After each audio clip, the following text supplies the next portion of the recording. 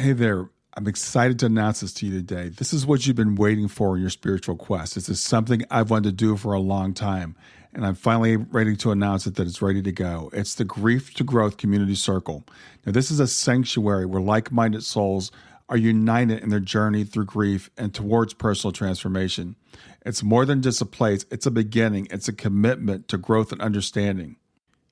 Here you're finding not just a community, but you're entering a circle of trust and depth. You're going to engage with interactive coursework.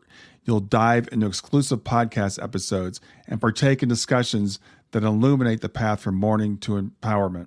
This is a realm where every question is honored and every individual's journey is validated. To be part of this exclusive circle, visit us at grieftogrowth.com/community or look for the chat icon at the bottom of every page on the main website. Remember that entry is a privilege because I want to ensure that every member is as dedicated and genuine as you are. You must apply to join, but the journey within is worth every step. So go ahead and join us today. Check it out, grieftogrowth.com/community, and I look forward to seeing you there. Hi there. Welcome to Grief to Growth Podcast.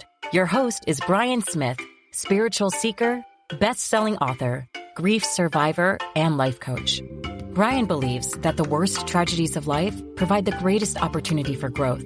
Brian says he was planted, not buried, and he is here to help you grow where you've been planted by the difficulties in life. In each episode, Brian and his guests will share what has helped them to survive and thrive. It is his sincere hope this episode helps you today. Hey, everybody, this is Brian back with another episode of Grief to Growth. And today I've got with me Nicky Allen. I just finished reading Nicky's book, which is fascinating, as we're going to talk about today. Her book, which is her memoir, I guess you'd call it, the story of your life. So I found it, like I said, to be fascinating. I'm going to read a little bit of introduction. I don't like to do long introductions. That's what we're here to do the interview for, but I'll read a little bit to let you know who Nicky is. Nicky is a born psychic medium coming from many generations of psychics before her. She officially started her psychic work 28 years ago, but for 18 years, she was also a major investigative, bereavement-trained detective in Essex Police.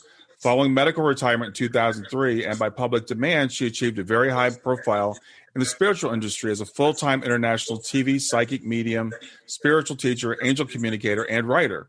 And her book is Me, Myself, and I, or Me, Myself, and I, and I'll explain what that is about. Diary of a Psychic, and that's due to be released on the 27th of November of this year. We're recording this on the 17th of November. So with that, I want to welcome Nicky Allen. Hello, my gorgeous man. I have to say, you're exceptionally handsome. Oh, I had to say that. I just had to get it out there. All right, Very handsome man. Thank you. I appreciate that. I love your energy. I just love your energy. And it's fun after having read your book and knowing what you've been through. It's amazing, the feeling that come from you. So I'll let you start wherever you want to start as far as telling your story. In the book, I know you talked about the fact that you've been psychic since birth, I guess. Yes.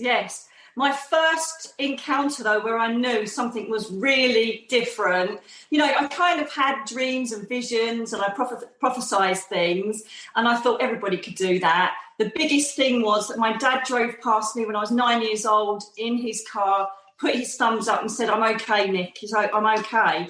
The weird thing about that was, though, is that he died in a road accident 2 days before. Yeah. So he had fully manifested himself in his car and pulled up to me while I was walking with my auntie and our dog. So you can imagine, as a 9-year-old, I am completely shocked because everybody's told me that Daddy's gone to heaven. So I go running back home. Everybody's obviously mourning, and I've gone, "How dare you lie? I've just seen Daddy. And so my granddad, and this is the strongest side, they've both got spiritual understanding, but my paternal side is all the biggie medium psychics and healers. Mm-hmm. And he said, "Look, you're special, you're different. You're going to start seeing things like this now." And obviously the first one is your dad. And it kind of proceeded through. As you'll see in the book, when I was in my teenage years, I went through a horrendous amount of physical and mental abuse. Yeah. And so it kind of bubbled away in the background. But I realised when I actually connected with the seraphim the oldest order of the angels, that they were singing to me and calming me after I had been abused. So I was rocking in the corner, I'd hear this, and it sounded like, do you know if you've got like a radio going on next door or something? It was like that. Mm-hmm. And it was the most beautiful chorus, and it never occurred to me that they were angels. I was in so much trauma. And then I later found out when I was doing a workshop, I took all these students up, to the spirit world and to heaven, whatever you want to call it, the Crystal Palace. And then they said, "Oh, welcome back." And I'm like, "Do I know you?" Oh, wow. Being rude to an angel. Yeah. And they went, "We sang to you during your bad times." And I came back, supposed to be this professional tutor, crying my eyes out. Wow. I was just so overwhelmed. It was amazing. And so I knew then that I had this affiliation to the angel realms as well. And I kind of, stuck with more the spirit world communication. And obviously I used it a lot as a detective. Mm-hmm. When I was in the police, it was fantastic. But the worst thing was, one of my major roles was as a family liaison officer for murder victim families. Mm. So I'd facilitate information from our office to, the victim's family. And the problem with that is half the time I would see the murder victim in the room with the family. Mm. So I'm trying to keep this professional, gate of don't worry, I'm all in control. But all I can do is see like the man or the woman going, "Tell them I'm okay, tell them I'm okay." Wow, it was really, really difficult. I used to see what people actually did during an interview, and this is supposed to be for cool, but I'm seeing that they are guilty because I've just seen them kill the person. Oh, wow. And they're saying no comment, and I'm like, oh my goodness, I know you've done it. So what we used to do was we used to pretend anonymous information came in, but really it was my hunch, and people started to learn and know, that I could do it. We had a baby get stolen from a hospital. It was a huge story here in the UK. Mm-hmm. And it set a precedence for security in hospitals after this, because this woman just literally walked in and had this baby. And one of the NCI people came to me and he said, "Look," or NSI, whatever they're called now. Yeah. What is it? No, CSI. That's the one. Okay. Mm-hmm.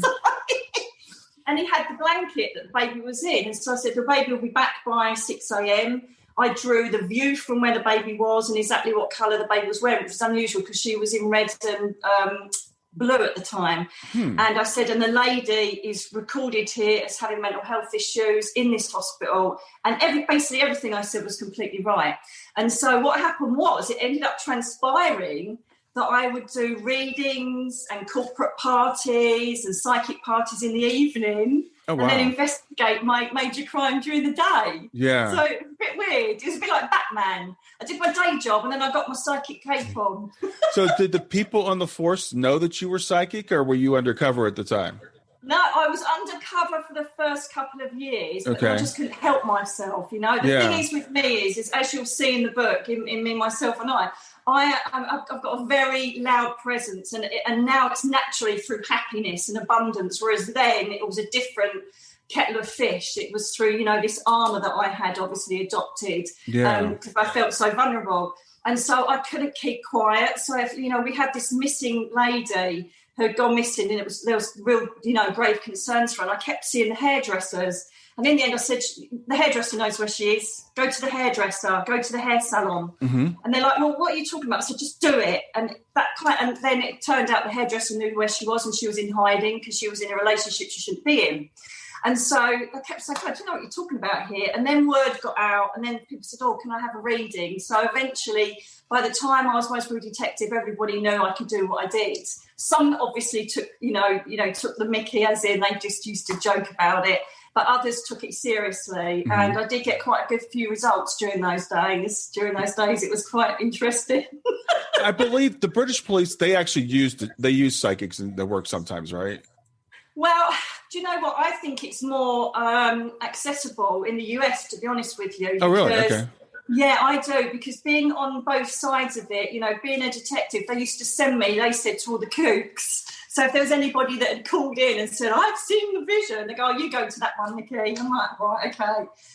And so really, to be honest with you, from my experience, they really didn't take a lot on board. I don't know if you remember this, but we had a serial killer that was killing prostitutes here back in, I think it was the late 90s, something like that. No, early 2000. And I knew where the next person was going to get killed. I knew where the person lived, his work and all the rest of it. And luckily, one of the main investigators on it was a friend of mine. And I phoned her up and said, look, you need to listen to me. You know, he's going to hit again and it's going to be here and blah, blah, blah, blah. And she went, right, okay. And that was it. Nobody really got back to me. And it's such a shame because genuine bona fide mediums, and bearing in mind, obviously, because I've come from that background, lots of murder victims come to me. And so I'm like, God, why don't you listen to me? And then I write it all down. The first victim of the serial killings had come to me 6 weeks before it even hit the news. And I was in a circle, training students. I said, oh, my God, someone's been murdered. They're in this stream and the name's Natalie and da-da-da-da. But nobody knew about it. And I thought, I've got that one wrong. But she had been murdered on the day, but didn't get found till 6 weeks later. Wow. So when someone's on Nicole, sorry, her name was Nicole. And as soon as someone saw it on the TV, they said, Nicky, turn on the TV, it's her. And I'm like, wow. So I was connected to that the whole way through. And I kept sending reports in and trying to get people's attention. But unfortunately, we're not recognised as an expert witness. We're not recognised in the court of law. So there's nothing we can do, really, unless some, decent detectives think, I'm going to try that inquiry to see if we can get anywhere. Yeah. So I wish they did use this a lot more. I really do. I even had the fire brigade service come and test me on a few things on how people had died in fires. And again, they were right because they were proven cases. And they were going to push to try and get psychics in to investigate, suspicious fires where they couldn't get the suspect. But again, nobody wanted to know about it, and they don't. And the problem is, darling, is that, and this is no disrespect, but there's some amazing psychics and mediums out there that could bring so much help to the emergency services. Yeah. But then there's the other side, the jokers, the ones that are really not very good. And the problem is we get tarred with the brush of the dodgy ones. Yeah, it's hard to sort them out. Yeah. And everybody, I remember when some of my old colleagues from the police, they came and watched my first theatre show. And they thought I was going to be this, wearing a web dress and big black makeup. And I was like, no, I'm not changing my persona at all. I'm not changing anything about myself. And I think that's why I did so well, because I was so grounded. Right. I am what I am. I do what I do, but I don't add any, spookiness to it or unnecessary magic. It is the most natural thing in the world. And the more that I can reach people to understand that they can all do that, because we're all spirit encased in a physical body, the happier I am. And so but to have me, myself and I go out, it's just incredible. I never, ever planned to be an author, ever. I thought there's no way. At the end of the day, I had my road accident in 2012 and I thought, that's it, I'm out of it. And the thing is that I don't blame them, but people are fickle. All of my magazine work dried up, TV work dried up, everything just disappeared because I physically couldn't get out of bed. Yeah. I couldn't get my head off the pillow. I just wanted to die every day, and I've never ever thought that I would dream of suicide every day for years. Yeah, well, let's go through the arc of that, because I want people to kind of get a feel for what you went through. I mean, you and I'm reading your book, and I'm like, please, enough for this poor woman, because I was just. I'm like, this has got to stop at some point. I mean, you started off, you were abused as a child. You went through that. You went to the police force. You had a great career with the police force, but there was an injury, and you had to retire from the police force. So your life, you rebuild your life again. You become a TV psychic. You got the show and everything, and you're doing great with that. So that brings us up to the point where we have the me, which is the ME, and I haven't heard that term before. So that stands for. Yes, this is the thing. It stands for myalgic encephalomyelitis, but in the US, you know it as chronic fatigue syndrome, CFS. Okay. Right. So that's one of the faux pas. The thing is, it's a fab title, Brian. Let's face it. Me, myself, and I. But obviously, lots of people in the States who email me and write me say, "What's ME?" And I'm like, "Wow, I didn't think that you knew it over there." But it is chronic fatigue syndrome. So what happened was, I don't know if you know about the late Colin Fry. I was under his management, and I literally, what you want to aspire to as a psychic medium, not out of fame and glory. I just wanted to be be the highest profile medium I could to share my knowledge and bring as much comfort and love to the masses. That was my main aim. And I was doing it, in front of 5,000 people in theatres and the TV. I was loving it. And I was just about to set up a state. I couldn't believe this. I was just about to set up a tour in the States and Australia, and the world was at my feet. It really was. But I wasn't right inside, and I never realised that at the time. Mm-hmm. So then what happens is I'm going down to Devon, which is, I don't know if you know, it's like on the southwest coast of England, beautiful place, very rural, and, the coastline is absolutely phenomenal. And I fell in love with it when I was actually doing a show in a theatre a few years before. Mm-hmm. And so I was buying this mobile home, like a static home by the sea. So I had 2 homes. And I was with this partner who really didn't love, but it didn't matter. We went down to Devon, pulled into a restaurant because we wanted something to eat, and this girl came skidding towards me and T-boned the car. Yeah.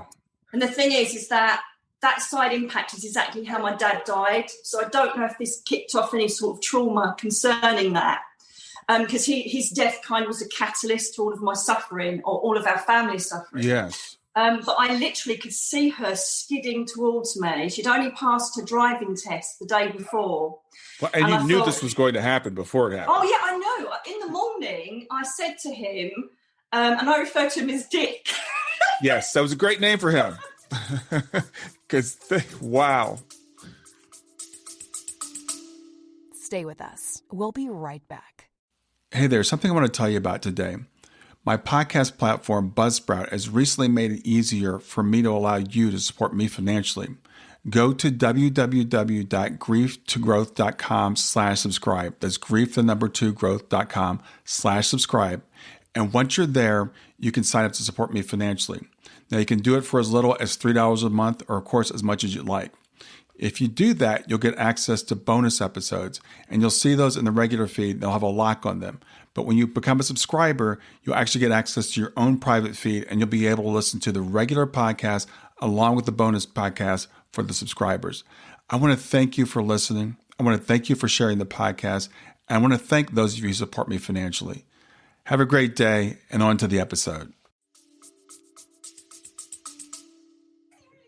To be fair.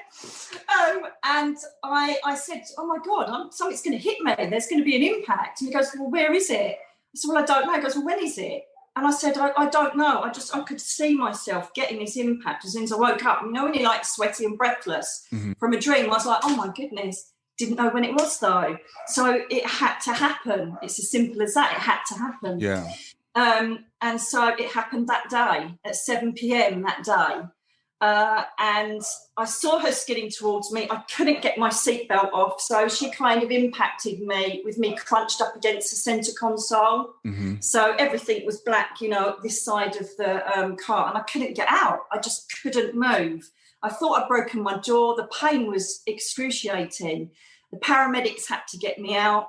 I was in hospital overnight, and in the end, they did so many tests because they couldn't understand. I was literally screaming in agony. Mm-hmm. And they were pumping me with morphine. But they said, look, you've just got soft tissue damage. You've obviously got severe shock.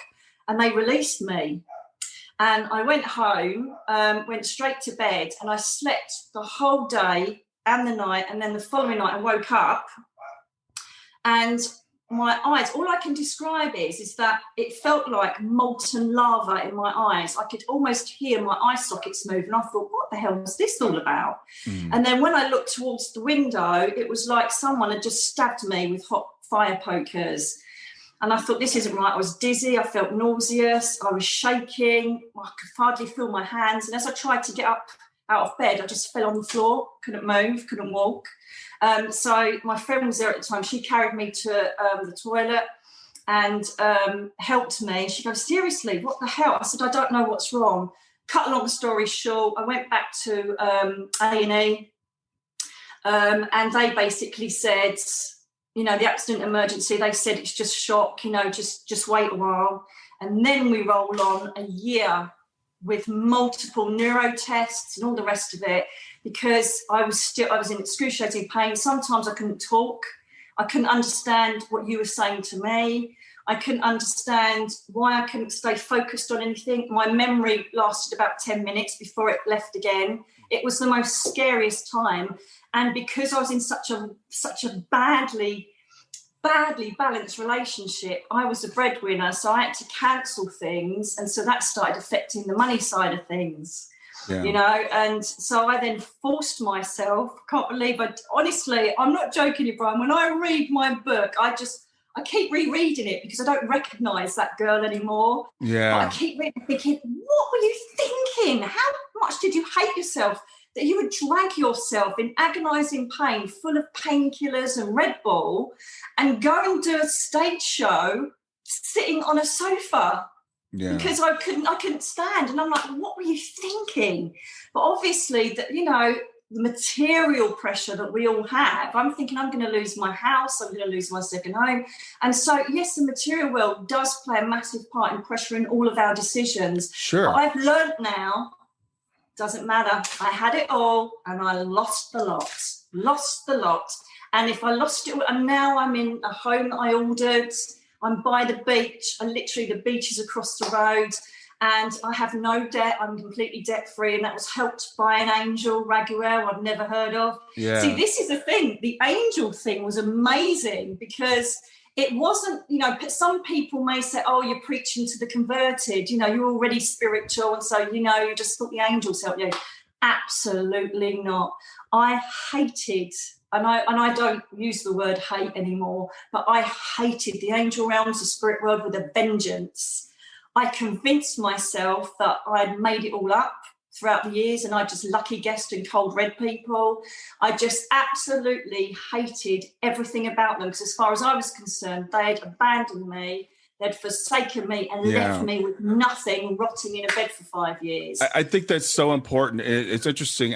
There's a guy I interviewed a little while ago, and he wrote a book about spiritual stuff. And one of the things he said is when we come into this world, we agree to be abandoned. And I'd never heard anybody put it that way before. I've heard forgotten, or we forget, but not abandoned. And as I'm reading your book, and I'm thinking the same thing. Okay, this woman, she's connected. She physically saw her father after he passed. She's a medium. She knows this stuff is there. But the hell that you went through, it's just like you had to feel like, what's going on? Oh, totally. The air was blue, darling. I used to shout and scream and rage at them. I completely lost my faith, the will to live. The only thing that stopped me from doing it, and believe me, I used to look at all that morphine and think it will take 10 minutes and I'm gone forever, I'm done. And the only thing that stopped me were my 2 little rescue dogs that I had. Yeah. And they used to sit so patiently with me. And Teddy, one of my dogs, had learned to wake me up, which is also, in the book. He would learn to wake me up and get me up.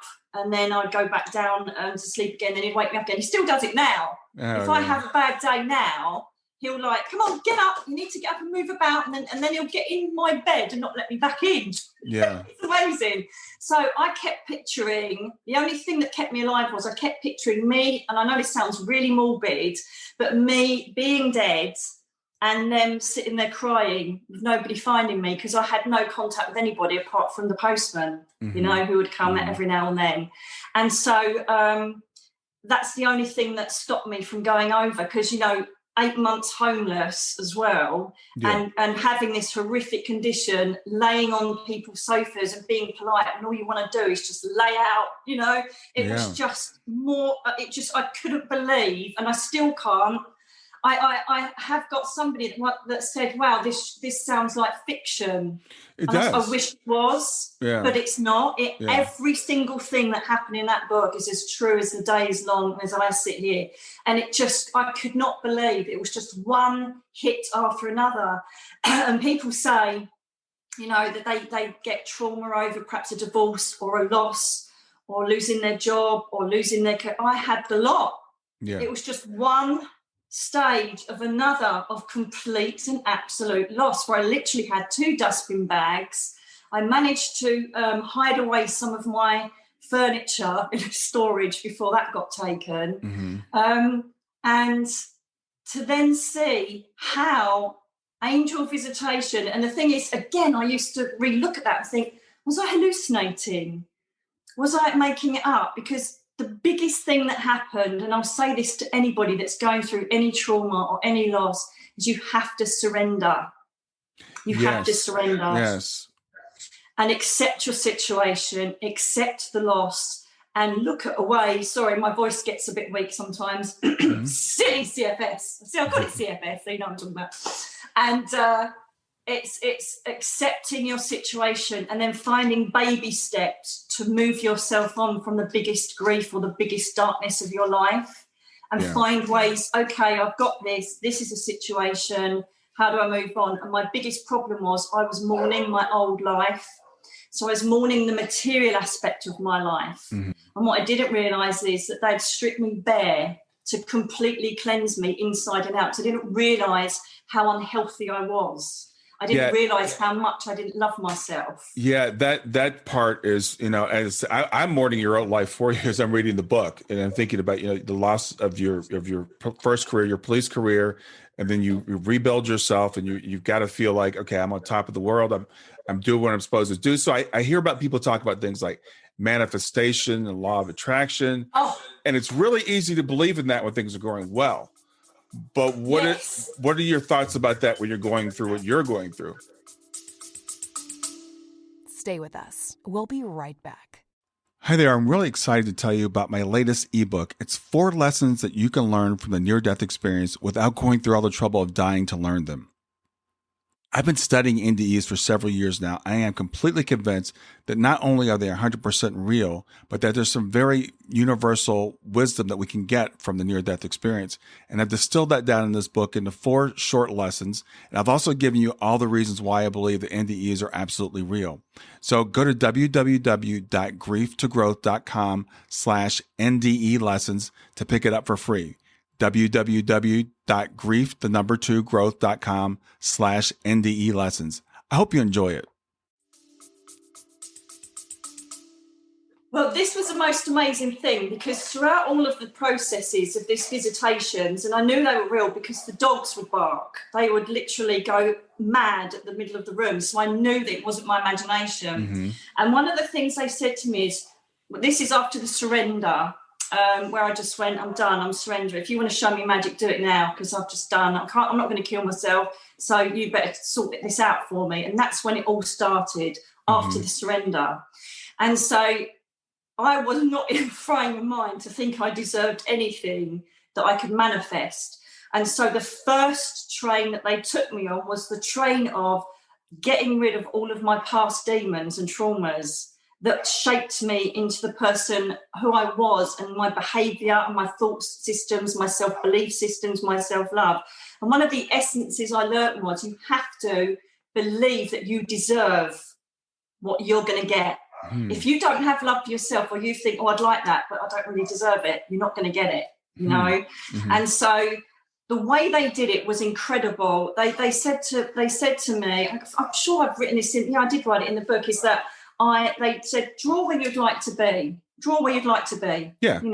And so I drew this huge house in the Caribbean, because that was the Caribbean is I'm sure I've got a previous life there. I used to, I scuba dive, and I used to go there 5-6 times a year. I love the people, the energy. I just absolutely adore it. So I thought, right, so I'm going to draw this big house. I drew everything from where I'd make my cup of tea in the morning or coffee, where the TV was, all the bedrooms. I then drew a key at the end of it, where the swimming pool was. And there was this huge lagoon that eventually led into the sea. I went, there you go. But how are you going to create that? Don't think so. Oh, how they laughed. Because when I was well, which again, it'll be in the book to show you how I got there, I literally went over. My friend lived in Grenada. And she said, look, come out. It doesn't matter if you're ill. It was all disabled access through the airport. So it was absolutely fantastic. And I got over there, and it was easy, because I could just sleep and sunbathe. It wasn't a problem. And then she said, oh, would you like to come with me? With my friend's looking at a new house she's going to buy. You know what's coming next. So I come up to these gates, and I say, I know this place. And we walked in. There was even a dead lizard in the middle of the floor, which I drew in the picture. Wow. And I walked into the house, and it was exactly how I'd drawn it. Where the swimming pool was, there was a key at the end into this beautiful lagoon in Grenada. And I ended up becoming friends with that lady and staying at that house. Mm-hmm. And so I went, whoa. And I showed her, I sent her a photo of it when I got back to the UK. And she went, oh, my goodness, that's my home. I said, I know, but I drew that 4 years ago. Wow. And I was like, wow, and things like that. So that obviously hadn't been proved to me till 4 years' time, but it was simple things. Like I used to scream and shout at them, even though I knew they were there and they're this wonderful celestial, presence. I used to go, rah! And I remember them telling me to write my journey, to write a book. And oh, really? You want me to be an author now, do you? Whatever. This is how I used to speak to them. I still was quite angry, as you can tell. Oh, yeah. And I'm like, people are fickle. They've all left me behind. Nobody cares about me. I haven't even got a magazine column. How am I going to become an author? Who's going to buy my book? Who cares? All this self-pity thing. Mm-hmm. And then how they laughed again, Brian, because the following day I got an email completely randomly from a very huge spiritual magazine in the UK asking me if I wanted to do a column. Mm-hmm. Now, you have to be high profile, busy and out there to get a column in a magazine. I'm like, right. This is extraordinary. And then 3 months later, I get offered a second column. And so suddenly I thought, hang on a minute, I'm in the running here. And then they forced me to teach on YouTube by saying teach. And I'm like, I'm not teaching anything. Well, you've got to do it from my bed.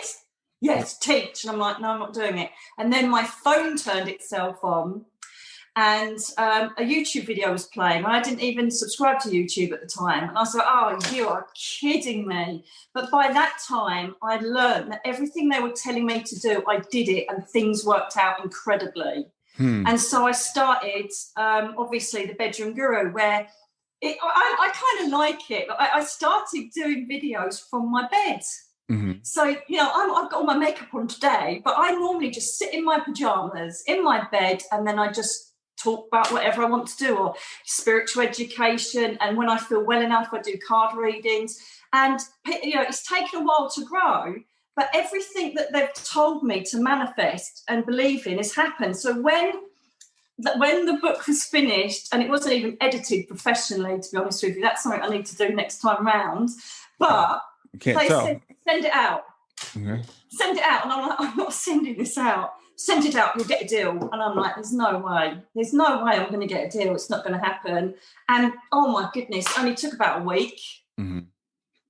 And, oh, yes, we're very interested in this project. Blah, blah, blah. I'm like, oh, my goodness. And now it's number one on Amazon in my genre. It's reached number one. Wow. And it's incredible because... I wouldn't have been that surprised in my time before the road accident. I call my previous life, because obviously I had a huge following.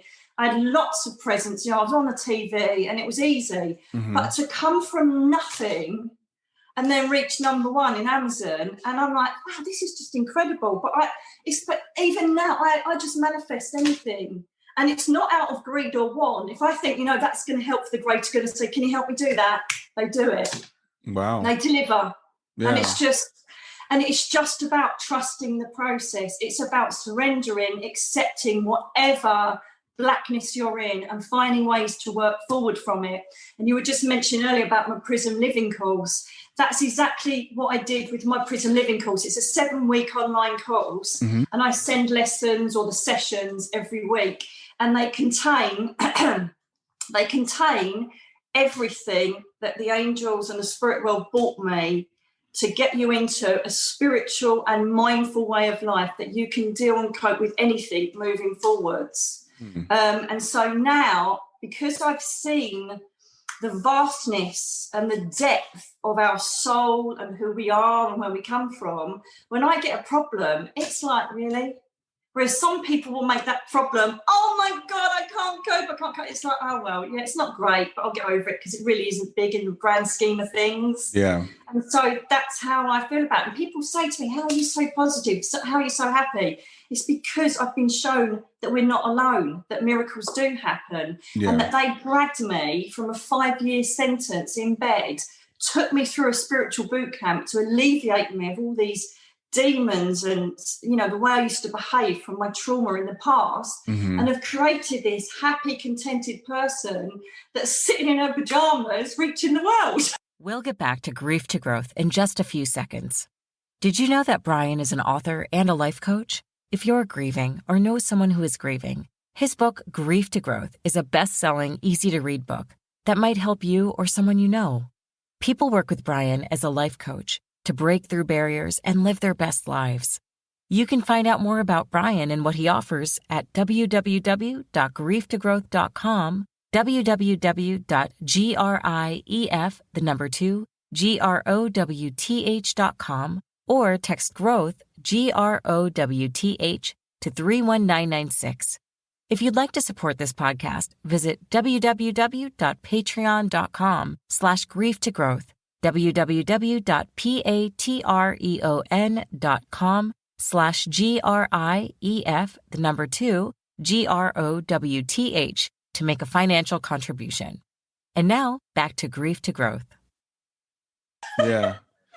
Yeah. It's when I'm reading your book and looking at the arc of your life and the ups and the downs, and again, the spiritual boot camp, it's really easy, I guess, for us to say, and I call it spiritual bypassing, when people just say, oh, well, everything's the way it's supposed to be, so I'm just going to be, happy. And you're very real and very raw in the book about the way you explain, what you went through. But it seems like you always held on to the sliver. Obviously you did, because you thought about suicide, Yes. but you didn't do it. So there was always some hope that you could. And then you even got a message. Your father came to you another time at some point. And you're kind of like, okay, well, I have to go through this, but there's light at the end of the tunnel. That's what I think kept me going as well. In the moment, it was my dogs, but I knew subconsciously that my dad had told me, he'd visit me, my friends, it's an amazing gift they gave me. My friends took me away to Turkey. And somebody said, oh, we heard you're psychic. Would you like to swap a reading, with the local seer here? Mm-hmm. So we swapped readings, and then I went up to the apartment just to kind of take on board everything she'd said, because she literally gave me a reading that was so gloom and doom. Yeah. I was like, oh, you're going to be so ill. You're going to lose everything. I'm like, oh, my goodness. It's like, and she goes, and your 2 dogs will keep you alive. And I'm thinking, what's she talking about? So like, wow, I need to I put it all in my journal at the time. I sat and did my journal. And then bearing in mind it was 45 degrees outside and the balcony doors were open, so the aircon wasn't on or anything in the apartment. And I looked down and thought, what's that? And I could see mist coming from my mouth. I'm like, what is going on? And it was freezing. And then in my peripheral vision, I looked to my left and I just saw all this light and glitter, and it was getting stronger and stronger. And then it was like my dad just walked through the clouds, and it was like all this, he was like semi-invisible, but when his face turned to me, it was solid, like a human face. He went, hello, darling. I was like, Daddy! I was on the floor. I was hysterical. And normally, most mediums will tell you this. Yes, we can keep connected to a spirit person when we're doing a reading, but just to sit when you close down and have a spirit visit you. For 10 minutes, he sat there in a chair, and it makes me go goosey now. And I'm literally looking at him, and I'm blinking, thinking I'm having a breakdown. I'm looking at my dad, and he obviously had gone to Gabriel, who is an archangel of visitation as well as a messenger and a manifestation. And he obviously said, "Look, she's a spiritual ambassador. We need to kind of keep her because she might kill herself. Let's go down and have a chat with her." Yeah. And so I think he was enabled. I don't think it will ever happen again to me. And he basically did say, you're going to go through the worst time of your life. And, people, I had someone that did really knocked me actually, but someone reviewed my book and said, oh, it was all her problem. It was all her choices she made. She's not the heroine because she made bad decisions. But the whole reason I highlighted my bad decisions is because that's what we do when we have no self-love. Yeah. When we are victims of trauma and whatever we've had happen to us, we will always make those mistakes. And that's why I highlighted the bad mistakes I made so much, especially in relationships, because so many women and men can connect with that and say, Yes. yeah, why am I always with people like that? Because you don't think you deserve any better. It's a simple answer. Yeah. No, I don't agree with that guy at all. I thought the book, it's interesting. I've read up until recently like 2 memoirs in my entire life, autobiographies, biographies, whatever. Because I don't, but now I see this as a universal story, and I see everybody in you.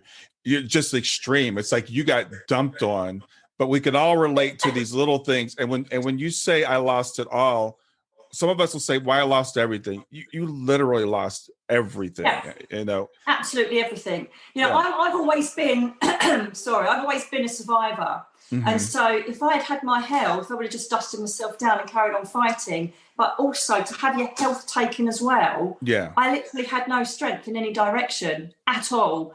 And so I chose that isolation. And some of my friends, like, some people have asked on Goodreads and things like, where were your friends? And it's like, most of them didn't even know half of what I was going through, because when you have like a really bad flu day and you feel grotty, and you're just going to upset people because you're moaning, you just want to get your head down and just sleep it out.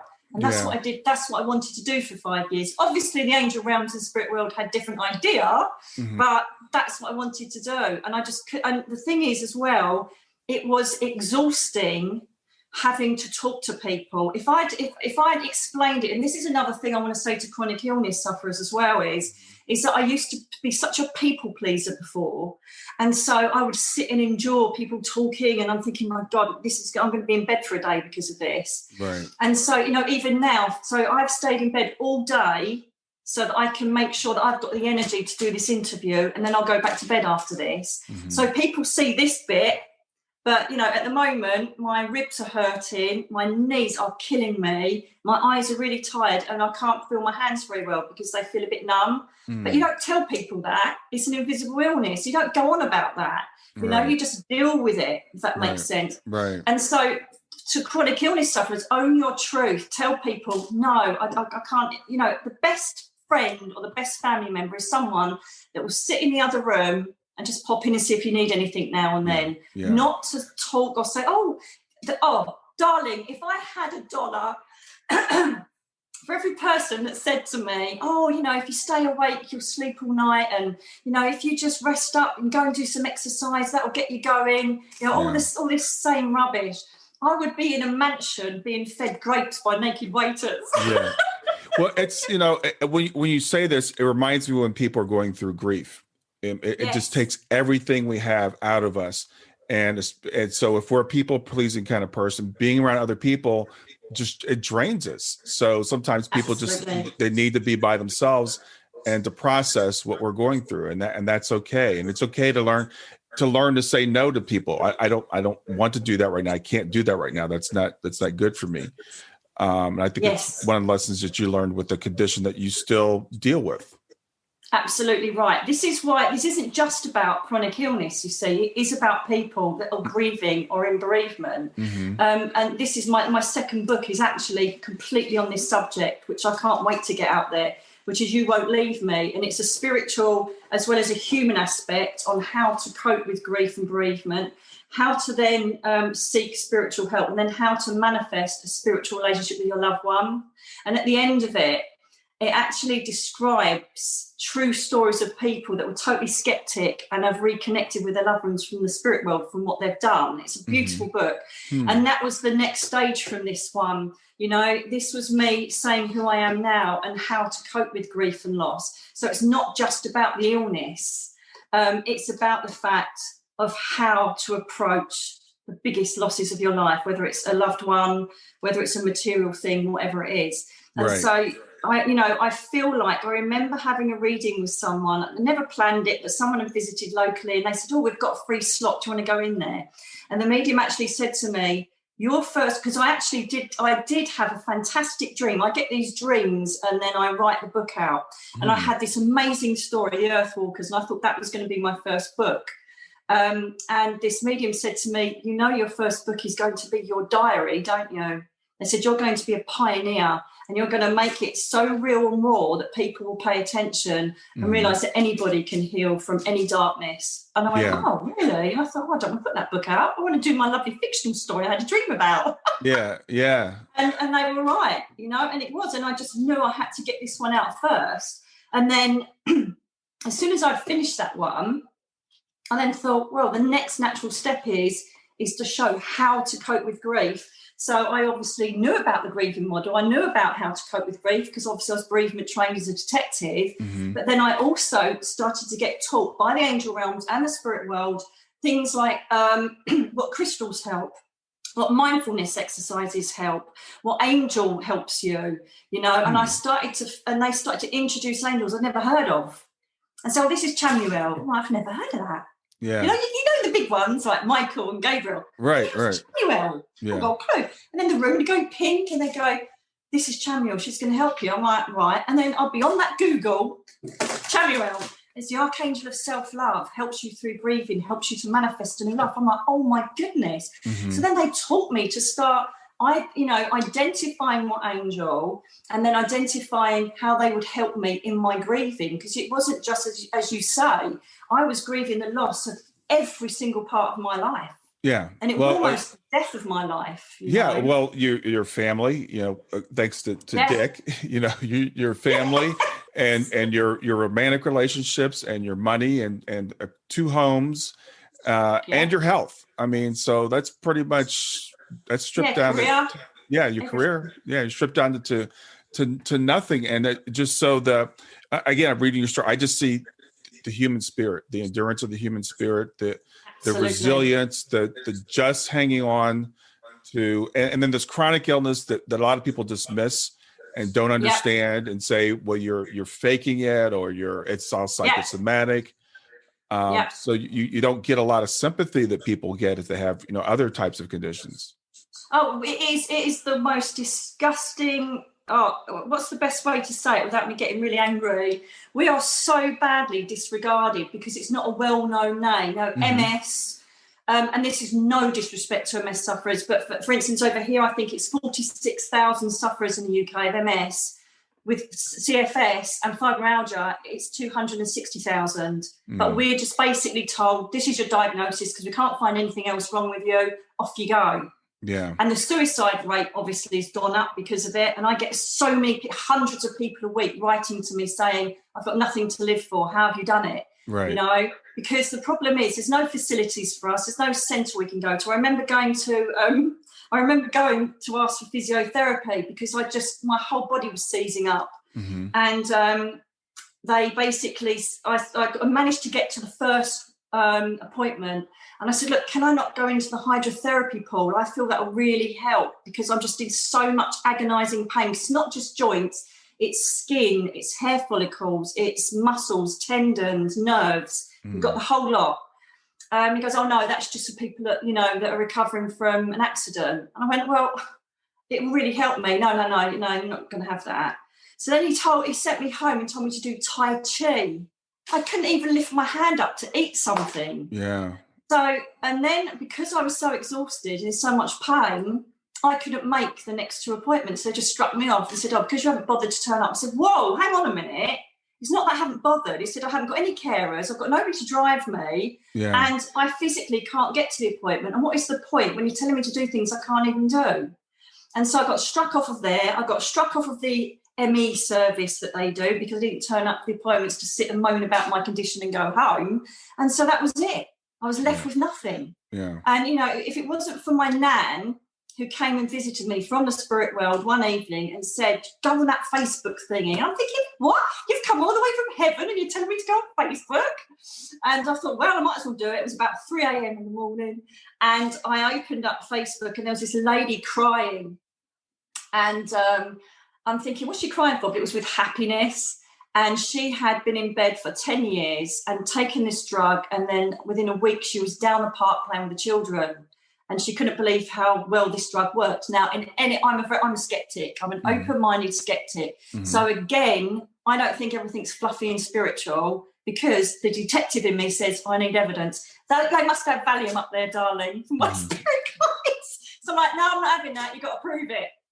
So because I'd been woken up when my nan had told me to go on there, I thought, I'm going to phone these people up, because I'm one of these people as well that don't sit there and go, oh, worries me. I will try and get as well as I can.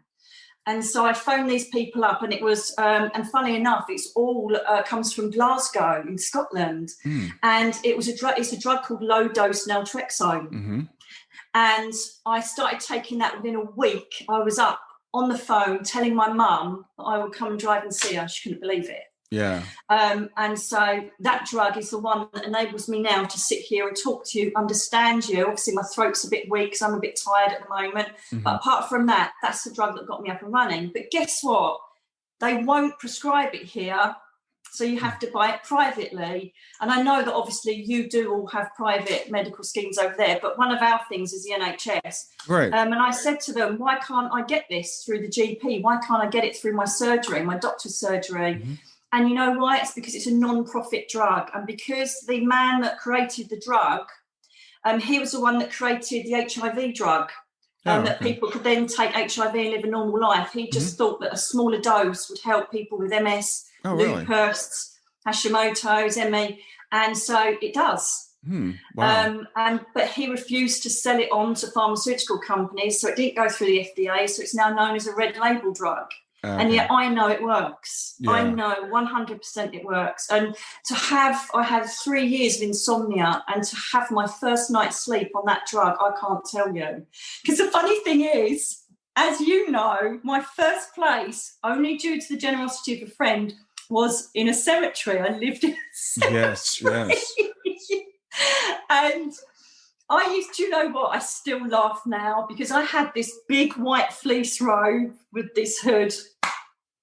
And because I didn't sleep for 3 years, that doesn't help your mental health either. And I was just, oh my goodness.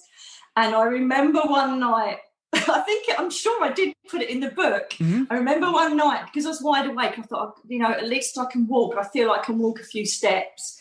And so I had a hurricane lamp, and I was walking through the cemetery.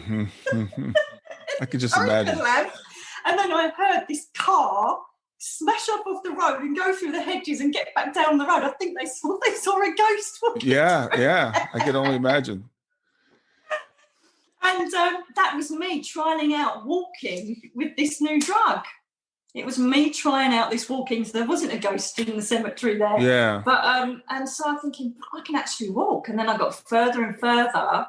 And then that's when they then taught me how to pace, how to respect myself. And again, it all boils down, darling, to self-love. Self-love is the key to everything. I deserve to rest. I deserve to say no to people. I deserve to be the best I can be. I deserve to have the best people in my life. And once you start giving that energy out, you attract it back in. I've got the most beautiful, supportive, loving friends around me now I've ever had. Because in the old me, the TV Nicky Allen, you have all these people connect to you, and you're just, bathing in their adoration because you hate yourself so much. They can do it for you. They can fill in the gaps. Yeah. But now I have these most beautiful, earthy people around me. I've met the most wonderful man who's the love of my life, and he's my soulmate. I know that. And it's all just, and how could you do that? Again, I remember being, I was celibate for 6 years. I just didn't go near men at all. I just knew that I had to keep away from them. And I finally learned that lesson out of self-love again. And when they said, you're going to be meeting some, no, I'm not. No, I'm not at all. And it was very difficult circumstances, how I met them and everything. But again, they were telling me I was going to have it and that I deserved it. And I deserved someone to look out for me, because I used to think, who's going to want somebody in my old self? Who's going to want someone that has chronic fatigue and is always in pain? Who's going to want that person? But he's seen me warts and all, because I love myself enough now. He can come in and I haven't brushed my hair, I haven't had a shower, and I don't care, because it's not I don't care, but it's me. Yes. It's a transparency that I feel attracts other transparent people. And that's what I want to bring across to everybody. I want to show people. So many people say, how do you do it? How do you do it? It's not about how you do it. It's how you feel doing it. Do you deserve to do it? You can't just, you know, it's like the Prism Living course, for instance. You can't just go through the motions and say, well, I've done that box, I've ticked that box. You've got to feel it and know it and accept yourself, love yourself, because as soon as you start creating that self-adoration, helped by Chamuel at the time, Archangel Chamuel, I'm like, wow, I'm attracting all this abundance. And so now it's like, for instance, I had no credit. I had no credit at all. Not because obviously my ex stole tens of thousands from me. I had bailiffs knocking on the door and God knows what. And I remember I thought I because I could drive again, I couldn't use a manual car. It was just too much. It was too much on my limbs. And I thought, I need an automatic car. And I said, do you think I'll be able to get an automatic car, please, guys? I talk to them like that. I don't go, thou art a king on my form. I don't do that. I go, all right, guys. So this is the problem. I need a new car and I've got no credit. And then I felt this overwhelming knowledge. You will get it. And I'm like, this is impossible because, I'm still blackballed. You know, I think it takes about 5 or 6 years, doesn't it, to get over here? It does anyway, to get your credit back. And so I thought, right, well, I deserve this. I need it. I need an automatic car. So all I have to do is just press one pedal and steer. I really do need this. And I just found this car. It came up and I'm like, wow, it's exactly the same as my other car. That's all I needed was just an upgrade. My other car was leaking and goodness knows what else. Yeah. And I thought, right, that's the one I'd like, please. And then I just went, buy it now. And it just went, yep, your credit's been approved. I'm like, what? How can it be approved? I can't believe it. Yeah. And within a week, the car was on my drive. Yeah. You know?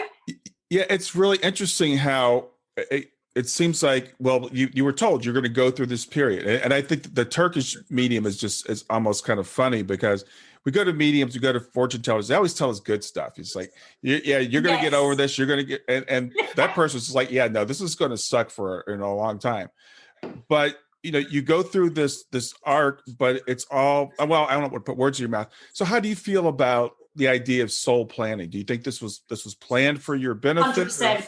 Okay. The reason why, again, proven to me very quickly, I'll tell you about my guide because it will bear relevance to the soul planning. As I said to you a while ago, I am an open-minded skeptic. So unless they prove it to me, I will not share it with anybody. So whatever I talk about on my YouTube channel or, if I can get out to physical shows, it's what I know is 100%. They've backed it up with some material evidence, okay? So when my guide came and introduced himself just after I got retired from the police service, Julianus, he said, oh, this is how we met. This is how we met. And I'm like, whatever. Do you know what I mean? It's a surprise you're not an Indian. So he basically takes me to this cave, right? Freezing cold. I can feel it's cold. I can smell the sulfur in the air and hear these drops of water. And then this cave rock opens, come out, and it's lovely and warm. And there's all these cypress trees. And Julianus is standing saying, this is where we live together, Mary. I'm like, okay then. And it was, he's a monk. I'm thinking, was I a nun? Because that's the last thing I could ever imagine me being. I'm not going to lie. So he said, I said, where are we then? He goes, it's 1452 in Trastevere, Rome. And I went, right, okay. And I'm thinking, remember that, Nicky. Because it was kind of like a half dream, half meditation. I didn't even intend to do this. I didn't think, right, I'm going to speak to my guide. He just trotted up. And so I said, right, okay. And he goes, come with me. And he said, this is the church you were welcomed in to the house of Mary Magdalena in 1452. And it was called St. Cecilia's. And there was these huge pillars and this beautiful Italian square. It was lovely.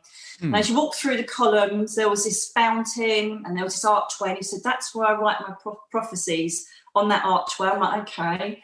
And so he takes me through and then he says, come, Nicholas. And then this beautiful man comes, kisses me on the forehead. And he said, I look after you, Mary. In this house, I am Nicholas. And then I saw a big V, Nicholas V. And I thought, well, perhaps he's a pope. I don't know. And so then they said, come, we must make haste. Ave Mary's upon us. And they looked up to the sky. I'm like, okay then. And then I came round. I must have been out for about 2 hours. I'm like, wow, Google.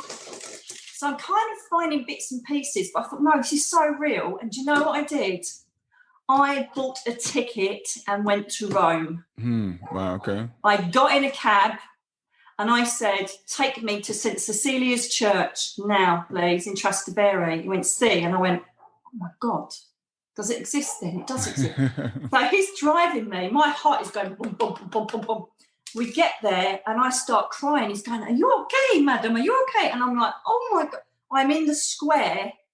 There's the columns of St. Cecilia's Church, and I can see the fountain through the columns. I'm like, "Oh my goodness, I can't believe this." I walk in and there's a bust of Julianus. Oh, okay. And there's a San Franciscan monk, and they had to do 6 months sabbatical in a cave to find themselves before they then went into the monastery. I found out that the place where the nuns stay is a house of Mary Magdalena, and that they were welcomed into that church, into the monastery in 1452. Couldn't believe it. Wow. So then after crying my eyes out there, I then went to the Vatican. And I thought, I need to go and find Pope Nicholas V. That will absolutely seal it now, because I found Julianus. And so I went up to this guide, and I don't know if you've ever been to the Vatican, there's tens of thousands of people everywhere. And I said, "Where's Pope Nicholas V's crypt?" "No, madam, no, it's not here." I went, "Yes, it is." And I started getting really impatient. I'm not a rude person, but I was getting really impatient. And he goes, "No, he's not here." I said, "Yes, he is." And then I just walk across these thousands of crowds to this tiny little doorway. I know exactly where I'm going. I walk down the steps, second crypt on the right. I am over this crypt, crying my eyes out, hugging it, to the extent where some nuns come up to me and say, "Oh, you're right." And they sat me down. I was hysterical. And then when I got myself all sorted, went up, the crypt was Pope Nicholas V, and he presided over the diocese of Trastevere in 1452. Wow. So I'm like, wow. So when I come back up, this guide finds me. How he found me, I don't know. He goes, "You're a very special lady." I found from an old superintendent that Pope Nicholas V was here. And he ended up giving me 3 phials of holy water from the Pope's font. And I healed my dog's tumour with that. That's just another aside. So I'm like, wow, this like previous life thing really works then. So then they started introducing me to my other guides and my previous lives, and I went and found them and where I was. One of them's Arizona. Still got to do that one, Arizona. And so then I started getting into soul journeys, and I was very lucky that I've been given access to the Akashic records, so I can look at the Book of Souls and all that kind of thing. And during my learning, they showed me what happens. Very long answer, sorry darling, but no, this is great. The basis of it. So they took me to the halls of learning, which is a layer in the Crystal Palace, which is heaven basically. I explain it all on my YouTube channel. And in the halls of learning, this is how layman's terms it happens, and this is all described in my second book. What happens is we have a soul cluster, okay, of people. So no matter what we do, wherever we go, those people stick with us through every incarnation. We're all attracted to each other and we stick together. So, for instance, when you come down, you know, your daughter can be your dad, your mum can be your brother in the next life, but we all stick together. And what happens is we decide to come down. Normally 3 generations, they tell me, is the gap to when we feel like we want to come down. And I said, "Why do we come down?" And they said, "Because you get so bored with the utopia of where you are." And I'm like, I'm gonna be bored. I'm never doing this again, right? Yeah. So I basically said, right, okay. And so what happens is, layman's terms, they give it to me layman's terms. It's not worth doing it all. Blah. So you go in with your soul cluster and your soul guide. And they say, right, what do you want to learn this time round? So obviously, I don't know what I was thinking. But I said, I would like to learn complete loss, please, so that I can then show people how to get back. Because obviously my job's always been a spiritual advisor. Even from 1452, I was a nun. So there's been some spiritual thing going on the whole time.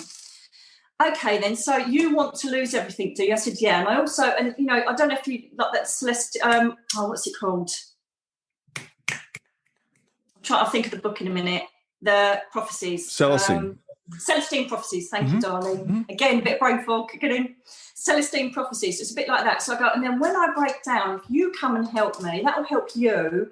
And then if you come along at that time, and so you're planning with your soul cluster how to get out of that situation or what you want to endure. So, for instance, some it's like, for instance, I've had babies come to me and say, "Oh, I didn't want to do another lifetime, but all my soul cluster did. So I thought I'd go up and I'll be their guide because I can't be doing it." You know, so this is why we lose babies and why we lose young children, why we lose people that we think, what the hell?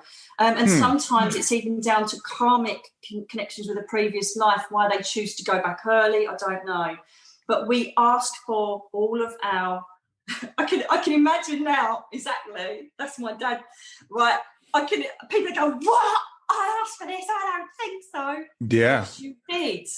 Because when you go back up, it's only because I'm more aware of it, and most people aren't, that this is a speck of salt in an ocean of soul infinity. Yeah. This little life is so insignificant compared to what we endure with our soul cluster. Mm-hmm. I know 100% that we go up and we connect with the people that we love and miss here. You know, all my family's gone, apart from one auntie and one uncle. Obviously, my brother and sister, that's it. They've all gone up to spirit world. They obviously want to go home early.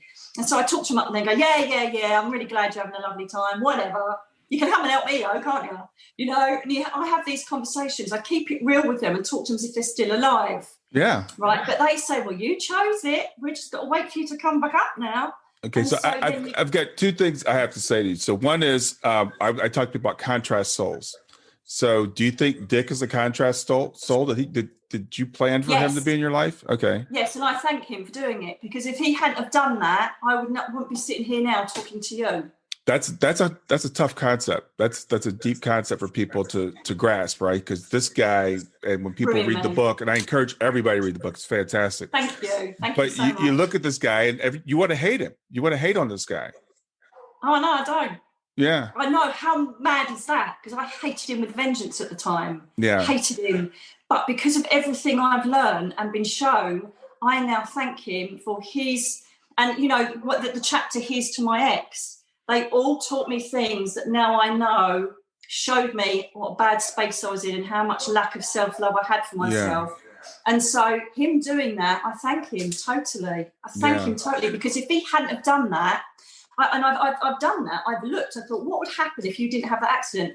I would be still working my butt off to get money in, paying for everything, and being completely disregarded, completely taken for granted, not loved properly. And I'd be in this space of just enduring my life without awakening myself, being this, you know, Nicky Allen person. And don't get me wrong, I don't want people to think that, you know, all the shows I did and everything I did wasn't me being fake. Absolutely not. Right, no. The spiritual side was 100%. I've always wanted to help people since I was a child. Mm-hmm. The difference is, though, I wasn't working it myself. Yeah.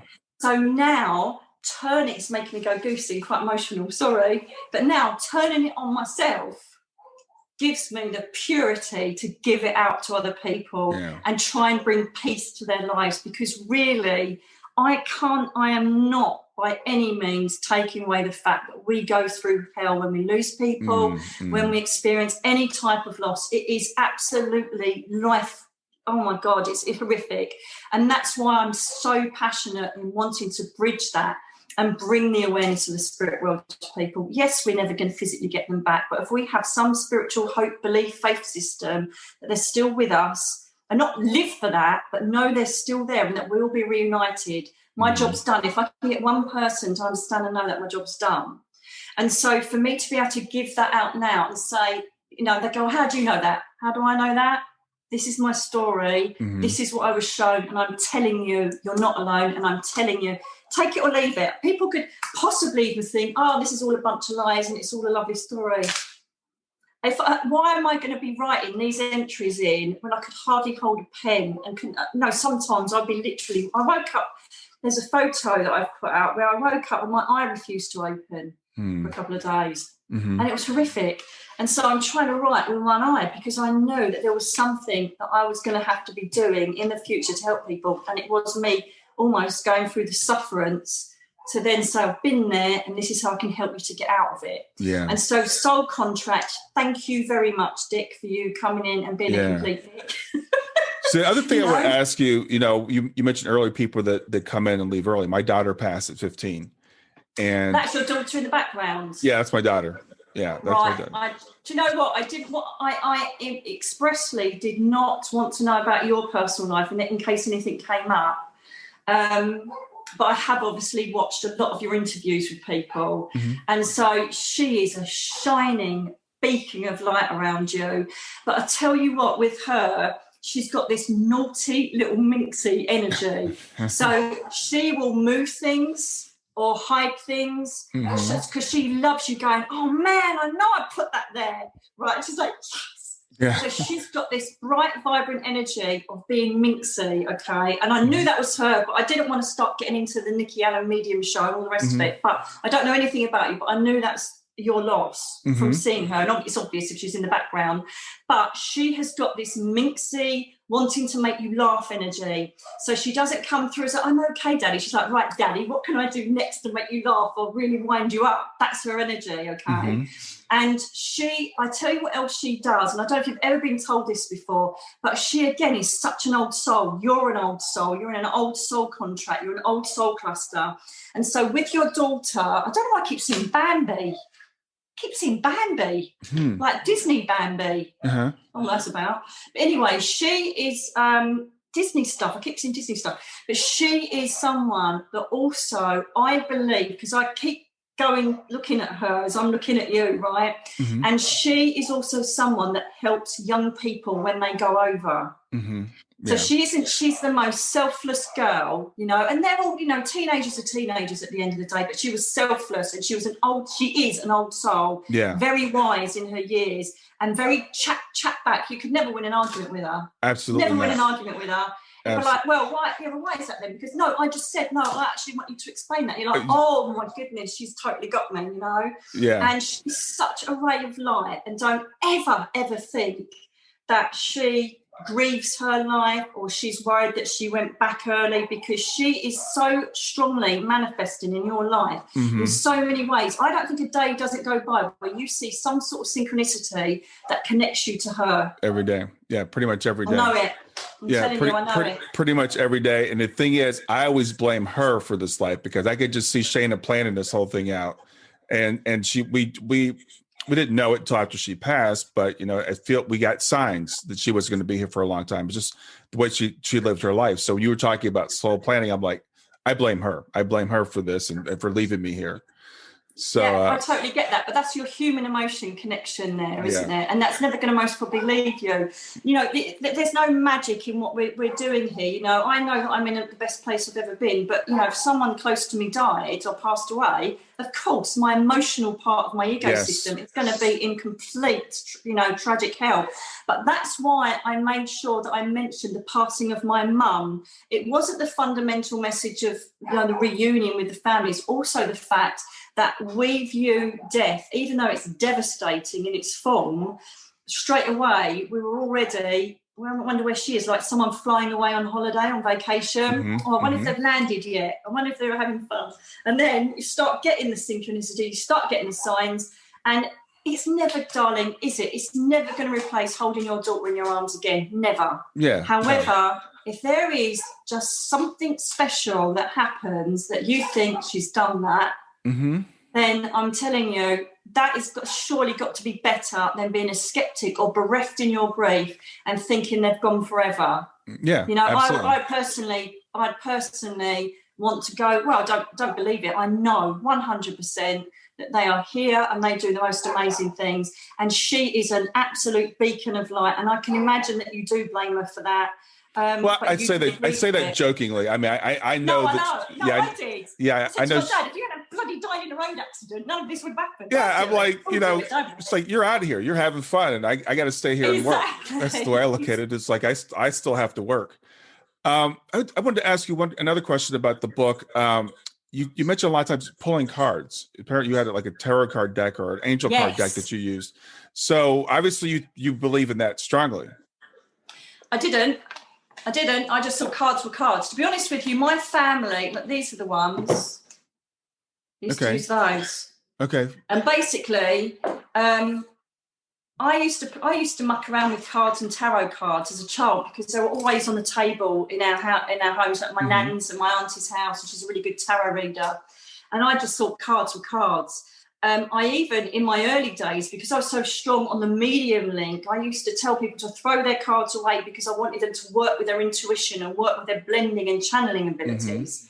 And it wasn't until I'd lost that connection, because I was in such deep grief, and I'd lost that connection.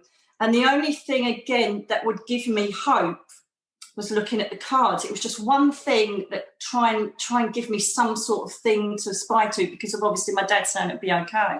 Mm-hmm. And so what happened was I got these cards and I started putting them out, asking a question. Every single time they answered me. Mm-hmm. Mm-hmm. So I found that they were inspiring me to pick certain cards, or cards would just fly out and land, and they answered every single thing. And, you know, as you know, from the book, I basically moved on the turn of 3 cards. Mm-hmm. Shall I move house? Am I ready to go now? Am I ready to be back in the world? And then it was, you know, I think it was Archangel Michael. Again, what, you know, when you read the synchronicities of Michael, how he found me in my house, and I live in the district of St. Michael now. Yeah. And it's like, you know, and so Archangel Michael, time for new change, to embrace changes, new home. This, you know, phase of your life is over, move on. And that was it. I phoned up the estate agent straight after, and so a realty agent, and said, right, I'm moving, I need to sell my house. And that was on those cards, because they still don't ever change. They're always completely right. Whatever I ask, they answer, and it's incredible. And I found a power in them, definitely. But as I say, I think it's because that higher power inspires us when to stop and look at a card, or they will come and literally flick them out and say, that's the one you need to look at. So they now know that I've got this massive love for them. So when I started doing card readings on YouTube, a lot of my old students were like, hey, hang on a minute, you still don't use the cards. Right. But I love them now, because they help me to get a really good script on where I need to go to help people and advise. And so many people, I don't know how it works. I'm doing readings on YouTube and people are going, oh my God, it's like a personal reading. Mm-hmm. So I don't know if it's people who are inspired by coming because they know that those cards can make sense for them. I don't know what the magic is surrounding them, but there is some power in these cards without a doubt. They just literally are never wrong in all the years I've used them. So my dream is to have my own cards, my own deck. Oh, I love it. So I'm going to manifest that soon. I'm sure that'll happen. So what would you like people to know about the book, about your life? If you could say one thing to people that are listening right now, what would that one thing be? Wow. Or in a sentence? Take as long as you like. I just think, as I've already kind of skirted over, this book is for people, anybody that's experienced some sort of loss, grief or bereavement. It's a message of knowing you're not alone, and a message that you're stronger than you think. And by surrendering yourself to a universal higher power, you will make it and you will thrive rather than just survive. Guaranteed. It's, you know, the proof is in the pudding. This house is paid for.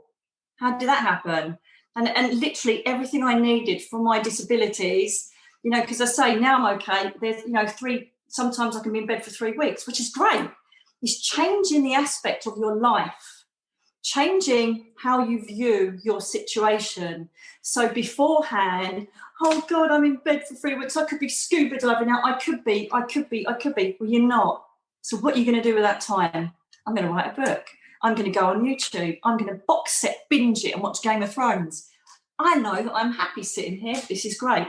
So you're choosing the desert or the oasis. And again, self-love and rectifying all of these self-belief systems you have about yourself. That there's so much in the book. There's so many aspects of spiritual and personal development in there, which I really hope people get and they will take it on board. Yeah, I really hope. I love what you said there, and you actually answered a question that I was thinking about the whole time I didn't ask. Like it. Because I was going to say, because I finished the book, and I'm like, I get on here with you there, and you're so bright and bubbly, and I feel the energy coming across, and I'm like, okay, it should end with the miracle healing. She should be totally healed, and it's going to end with, you know, she finds the cure and she lives happily ever after. Yeah. But I love what you just said. That's not the path for you. So, but you're embracing where you are. You're not like this all the time. You could still be in bed for 3 weeks, but you embrace that. So that was a perfect answer. Thank you. No, absolutely, because there's nothing more than I adored than being on stage and being face to face with people. Obviously, COVID's put paid to that anyway. Yeah. However, I used to love touring, and I used to love going to different cultures and going over to different countries. I did a lot of work in Europe and Germany and Spain, and I used to adore that time. And again, it's like, what do you do? Sit there and think, why can't I do it anymore? And I think, no, I can't do it, and that's good. And so what I do is I adopt the Oasis version or the desert version of how you want to live. So I have got the most humbling privilege of sitting here talking to a beautiful soul like you, who gives out so much strength and hope after you losing that beautiful girl, right? And you're here doing your thing. And the more interviews I'm doing, the more I'm connecting with people that are so amazing in their own space. And so for me, my whole projection of thought process will be, how lucky am I to be here sitting to you, goosebumping again? Yeah. How lucky am I that people are prepared to watch me sit in my bed and talk about my esoteric knowledge of the world, of the spirit world, of the angel realm? Yeah. How lucky am I that I've got such good friends? And so that's why I do the gratitude. This is what the Prism Living's course about. It's doing the gratitude in the beginning of the day. Before I even get out of bed, before I even, have to gauge my body to see what's wrong with me on a given day, there's gratitude, always 3. It normally ends up about 30, but I sit and I think, what am I grateful for? And it could be the most simplest things. So to me, this accident was the biggest blessing of my life, because I now sit, I remember in the summertime, I would sit and listen to birdsong, and it would make me cry because I was so lucky that I could be sitting in my own garden hearing birdsong. Or, a butterfly would float by and land on my hands, and I don't know if you can see, I've got my bee. My beautiful friend bought this for me because I have a bee totem now. Bees land on me everywhere I go. Yeah. And I think, wow, I'm special. I'm looked after. I'm loved. I'm not alone. How amazing is that? Yeah. And then I think I've now got the ability to show other people they're not alone. How lucky am I? And so that's how I live. And, and lots of people did say, oh, we thought you'd be happy ever after and you'll be well. So no, this isn't a cure story. This isn't they used to so get on my nerves because people used to send me books, or read this. And if I could read it, I've got the cure for him. No, you haven't. You haven't got the cure. Stop selling all this crap and be real about it. Be real. It is rubbish. It is soul destroying. It steals your life and nobody cares. Yeah. So you've now got to get up and take hold of it, take control and say, right, what can I do to help myself? So I've got all sorts of elixirs, holistic therapies, essential oils. And for the first time in my life, I love myself and treat myself all day long to what is best for me. And that is a beautiful gift to have. And that's what I want to share with everybody, because I would so much, I don't care if I lost all this again, because I am so happy and fulfilled and whole inside. I go, okay, it's stuff. I won't be taking it to the spirit world with me. It's stuff. Yeah. And this is what people have got to learn. It's like so many people write to me and say, I'm with my husband. I don't really love him, but, we've got a lovely house. Who cares? You're not taking it with you. Right. You're not taking it with you. And so, I'll be happy in a shack. Yeah. As long as I've got my self-love and the people I love around me, I don't care about any material aspects at all. I really don't care. And so people just say, yeah, but, you lost everything. Yeah, exactly. And I'm happier than I've ever been in my life. And I did have a lot of money coming in at the time, which I wasn't really, fussed about, but I had it and I bought some outrageous things. I went to Florida for 3 weeks over Christmas and New Year. Your sales are amazing over there. Yeah. I bought 2 suitcases of designer stuff. And, I've been there and done it. And I wasn't happy. Yeah. I wasn't happy. Yeah. I've stood in a concierge suite in sandals, in Turks and Caicos with a butler and a sunken bath looking over the ocean. And I'm like, I've never been so miserable in all my life. Yeah. So material does not feed you. You feed yourself and then watch the universe show you what you deserve. Awesome. That's what it's all about. Yeah, awesome. Nicky, I am so glad that you reached out to me. I really enjoyed meeting you. I love the book. So I want to tell everybody again, it's Me and Myself and I. It's by Nicky Allen. Her last name is Alan.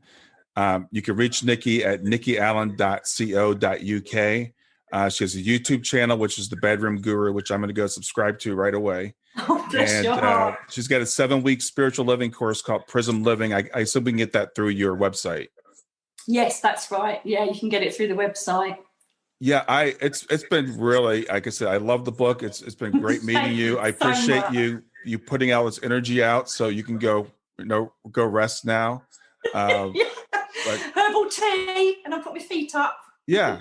So by the time this comes out, then the book should be available everywhere. Yes, it will And be. Yeah. yeah, that's awesome. So Yeah, it's on thank Kindle as well. So Amazon, it's on Amazon, Barnes and Noble, John Hunt Publishing. It's pretty much everywhere. yeah. So I really hope people enjoy it. Please let me know how much you enjoyed it to all these people listening. And Brian, you're just lovely. You're not only handsome and gorgeous, but you're a lovely host. Thank you so much for having me. Allow me to share my story. Thank you so much. Thanks for being here. Well, I hope you enjoyed the episode. I want to make it really easy for you to reach me. So just send me a text to 31996 and simply text the word growth, GROWTH. In fact, you can right now just say, "Hey Siri," send a message to 31996. And when Siri asks you what you want to send, just say growth. You can do the same thing with OK Google. Thanks a lot. Have a wonderful day. Thanks for listening to Grief to Growth. Brian hopes that you find this episode helpful and will come back for future episodes. Brian's best-selling book, Grief to Growth, Planted Not Buried, is a great resource for anyone who is coping with grief or knows someone who is. If you enjoy the podcast and would like to support it, there are 3 things you can do to help. The first is to share the podcast with someone that you think it will help. The second is to go to iTunes, rate, and review the episode. The third way you can support the podcast is by becoming a patron. Head over to www.patreon.com/grief2growth. That's patreon.com/grief, the number 2, growth, and sign up to make a small monthly donation. Patrons get access to exclusive bonus content and knowledge that you are helping to spread the message of grief to growth. For more about Brian and Grief to Growth, visit www.grief2growth.com. Hi there. I hope you enjoyed this latest episode of the podcast, and I'd love to hear your thoughts. What questions came up for you? What did you like about it? What didn't you like about it? I invite you to visit us at grieftogrowth.circle.so. That's grief, the number 2, growth.circle.so to continue the conversation with me and with other listeners. It's a space to sound off, to share reactions, and to go deeper into the topics from the show. I look forward to chatting more, and I hope to see you there.